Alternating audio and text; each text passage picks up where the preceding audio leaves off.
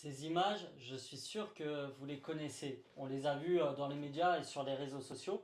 Il s'agit de la nébuleuse de la Carène.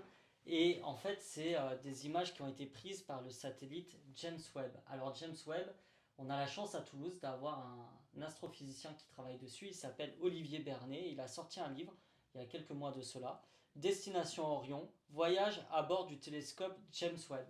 Il revient sur toute la phase initiale de préparation de cette mission de recherche spatiale et aussi sur les découvertes qui sont faites et qui nous permettent de mieux comprendre d'où nous venons et d'où vient l'espace extra-atmosphérique qui nous entoure. Alors ça tombe bien parce que cette semaine à l'Assemblée, on va examiner une proposition de résolution sur l'espace qui est portée par une députée macroniste, en soi intéressante, mais qui tourne un petit peu en rond et ne va pas assez loin, et beaucoup axé sur notamment le New Space. Vous savez, le New Space, c'est ces nouveaux entrepreneurs comme Elon Musk ou Jeff Bezos qui rêvent en fait de coloniser l'espace, qui le font déjà, sans qu'il n'y ait eu aucun accord international entre les pays pour le faire. Il y a bien un traité qui existe depuis 1967, mais il n'est pas ou peu appliqué. Et on sait que l'espace extra-atmosphérique est aussi un endroit où se jouent des compétitions géopolitiques actuellement entre les États-Unis et la Chine, par exemple, mais avec d'autres partenaires. Et dans le même temps, on a appris que les coupes budgétaires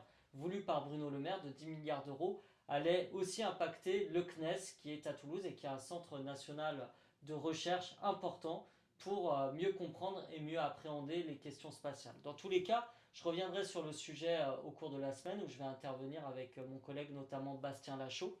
Mais je vous recommande cette lecture qui est très agréable, qui permet de mieux comprendre un petit peu les tenants et les aboutissants d'une mission scientifique de longue durée et les découvertes qu'on y fait. Et c'est un plaisir vraiment d'avoir à Toulouse des gens de la qualité scientifique d'Olivier Bernet.